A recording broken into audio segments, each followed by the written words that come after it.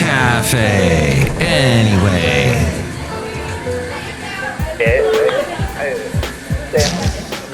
Mike's Daily Podcast. Welcome to FF episode 2634, 2634, and Mike Matthews and a program that's called Mike's Daily Podcast. It's a podcast that Mike brings to you from Café Anyway, somewhere in Podcastro Valley, and I share interesting things with you.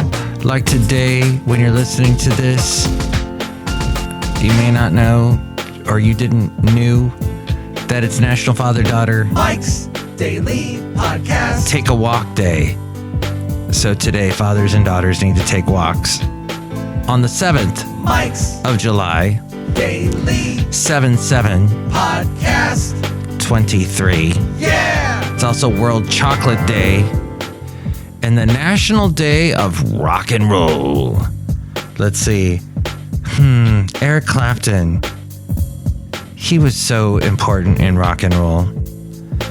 With Cream and Derek and the Dominoes, Blind Faith, all his solo stuff. And then he went totally anti-vaxxer. And then I don't know what's going on now, but what a talent. All the stuff he did with Phil Collins. Phil Collins produced some of his solo albums. Perhaps you've listened to some classic rock in a dive bar. Today is also National Dive Bar Day. I'm not making this up. You can look this up. It is true. It's also National Macaroni Day. And that is something that I have not had too much of lately. Although there's a new place, like a barbecue place. Barbecue places tend to have great macaroni and cheese. But actually, it's not macaroni and cheese day, just Macaroni Day. And Global Forgiveness Day. Not sure exactly if that is like forgiving debt, which was a big thing Bono of U2 was into for a while, or if it's just forgiving people for their trespasses as they trespass against you. And here's today's podcast picture. And of all that stuff, it's Mike Matthews with the podcast picture that features Mike Matthews and his cat, or one of the cats. This is the one that's the wild cat that adopted him in 2021. I think it was late 2020. He started coming around and adopted us, and we got him fixed. So he's all spayed and neutered and whatever. His name is Patches the Cat. You can see a picture of him at mikesdailypodcast.com. And he's an older cat, so he probably knew this guy, the late great Basil the Boxer. I'm wondering if I saw him chase Patches out of the backyard one day. But now, sorry, late great Basil the Boxer, now Patches is hanging out with Mike. And that's a recent picture of the two of us together. He is feral, but he's pretty friendly. He lets you pet him, but you got to pet him a certain way, and you can't pick him up. Unlike Rocky the cat, who's very friendly. We got him as a kitten. He's only a year old, but just very domesticated and friendly and family-oriented and just the best cat.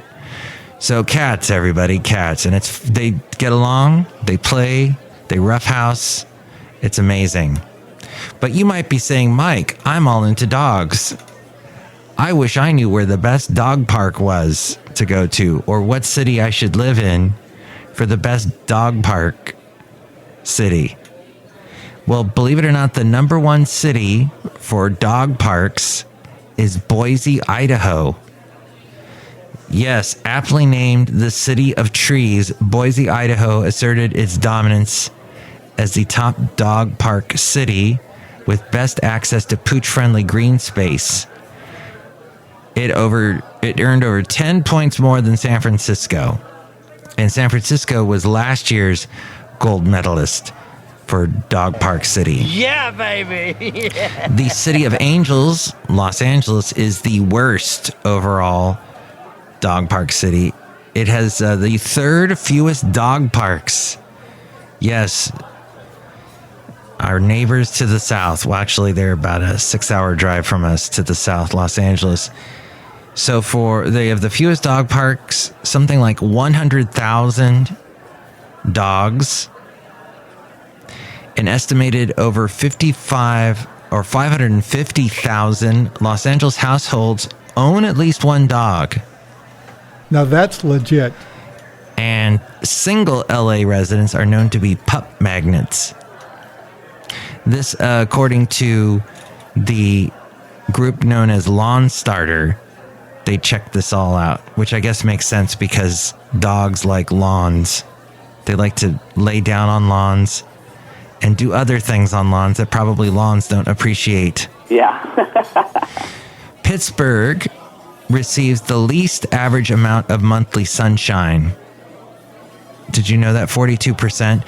That's less than in Anchorage, Alaska, which gets more sunlight than anywhere else in the U.S. between mid-March and late September. It's dark the rest of the time, placing Anchorage second among the cities with the least amount of sun. Don't know why that got thrown in there, but that's an interesting bit of trivia as well. So make sure to take a dog out, take him for a walk, take him to a dog park. Don't just sit inside and play with your new Threads app. What is that, Mike? Well, Meta, that does Facebook and Instagram and WhatsApp, they now have created this Threads app that's supposed to compete against Twitter. Or namely, it should be Mark Zuckerberg is trying to compete against Elon Musk. And they're supposed to cage match it up, so we'll see.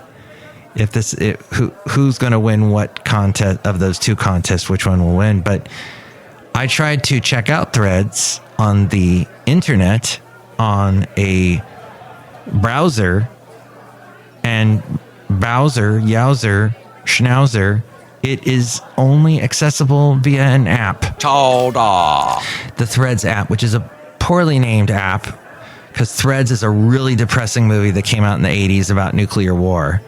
It's worse than The Day After. It was something that England did. It was such a sad, crazy, horrible, like the effects of nuclear war, and made right in the height of the Cold War in the 80s with Reagan threatening the guy before Gorbachev, Yeltsin. As we go outside of Café Anyway, where we bring you Mike's Daily Podcast, somewhere in Podcastro Valley, the last place on earth.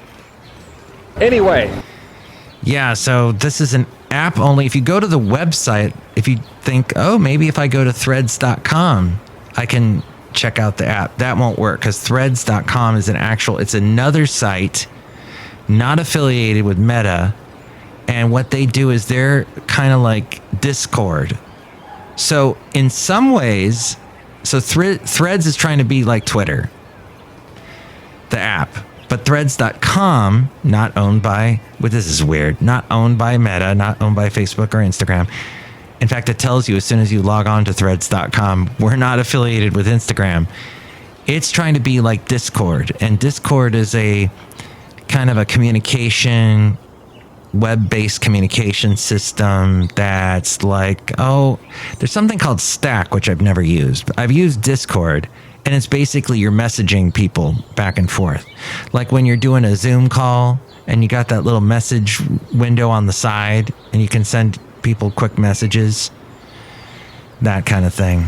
So, the Fascinating Material Project. FM Project. So Meta's got to figure that out. Disney has got to figure out, a couple of things. Now, did they put out Indiana Jones?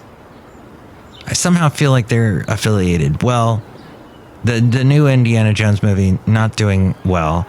Disney's Pixar Elemental was a movie made by Disney and Pixar. Elemental, it is off to a poor start as well at the box office, with just $33 million with a 4-day start. You will travel into the incredible universe. Pixar has had a string of recent disappointments, including last year's Lightyear, the story of Buzz Lightyear. Oh, that's right. That came out. I didn't even see that. That took in just $226 million worldwide, which is a fraction of the Toy Story, which Buzz Lightyear is a spinoff from. The Toy Story movies did so well, and Lightyear did a fraction of that. The March 2020 release of the movie Onward delivered just $142 million globally. And that, yes, March 2020 was just as the pandemic started and the shutdowns, the lock-ins, the closeouts, the stay-at-home, all of that was going on. Other films went straight to streaming, but Onward tried to actually still be in theaters. And then, shortly after, any new movie that came out just went straight to streaming. The Little Mermaid failed to draw international audiences, in particular after its release this year. Even Marvel, they did their February release of Ant-Man, and Marvel is owned by Disney. The front panel will close automatically. Please remain seated. Ant-Man and the Wasp, Quantumania, it generated worldwide ticket sales of $476 million. That is below past installments of Ant-Man, like the original movie, and the second one, Ant-Man and what was that one called? I forget. Ant-Man 2? Ant-Man, the second Ant-Man, where they shrunk down that whole huge building and it fell into the bay, is all I remember from it. And then at the end, the snap happens. Magnification. And that eventually leads to how the snap gets undone or changed or saved. Everybody gets saved in the Endgame Marvel franchise movie.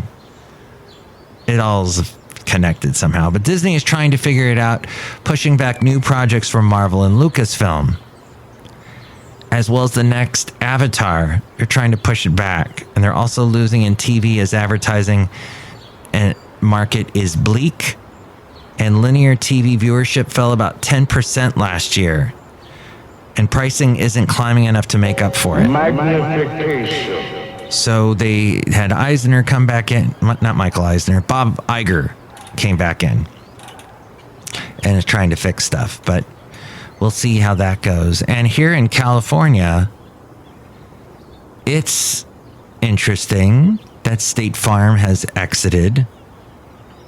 Wildfires and hurricanes are causing insurance companies to rethink coverage. We don't have hurricanes here, but they've been having a problem lately in Florida because of all the hurricanes they get and the amount of money insurance companies have to pay. Insurance companies will lose about $23.5 billion by 2050 due to more wildfires and hurricanes. And in 2022, homeowner premiums increased by 10%, almost 11%. Home insurers are already exiting markets along the eastern seaboard because they're getting tired of hurricane and the hurricane risks. But State Farm's exit from California last month, or this was back in May, or was it April? Well, it was this year due to wildfire hazards causing a stir. Insurance companies are dealing with historic increases in construction costs, outpacing inflation, and rapidly growing catastrophe exposure. So they're dealing with all of that. And then last year, AIG, the insurance company, left the California market. That's right, I used to have AIG years ago. Nationwide, are they on your side? They are taking action to mitigate risk, but they haven't given out details. As more insurers leave California, I think Allstate did as well, it could morph into an impeding issue as costs rise, making homeownership pricier than it is presently. The average construction cost last year was $153 per square foot, and that was up 43% from 2019. And that is what is happening in California, because insurance companies are going to lose $23.5 billion by 2050. So, yes, that is the current state of that. And look, we're outside a Café Anyway somewhere in Podcastro Valley, where hopefully there's no fires going on. Look who's here. Hi, Mark. It's Benita the Rodeo Queen. How y'all doing? And it's a Disgruntled Fiddle Player. Tell you what. I'm really disgruntled because I live in California And I'm afraid of wildfires and insurance companies leaving. Tell you what. What? I thought you should know that because you asked. I didn't actually ask, but thank you for sharing. And look who else is here. Hello, Mike. I make delicious root beer. Have some in a hammer. Oh. That's pretty good. That's a lot of root beer there. I don't think I can drink all of that.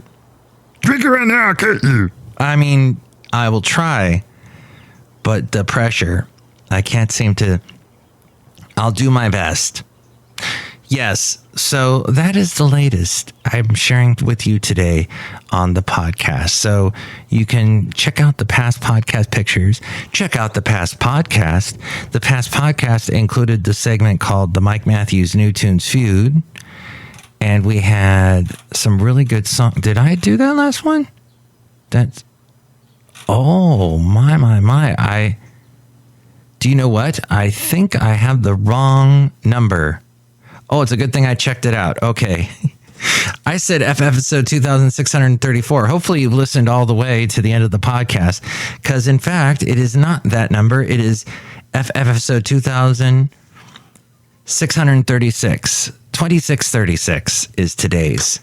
Yes, in the last podcast, we did do the Mike Matthews New Tunes Feud, played a bunch of new songs that got emailed to me. mikesdailypodcast@gmail.com. Listen to those songs, vote on the one you like best, and I will let the winner know. I will contact them and let them know which one got the most votes, and I will announce who the winner is right here on this podcast. And with more ways to reach me, it's Ariel. Mike's Daily Podcast is written and produced and performed by Mike Matthews. His podcast is super easy to find. Download or listen to his show and read his blog at mikesdailypodcast.com. Email Mike now at mikesdailypodcast@gmail.com. See you tomorrow. Bye.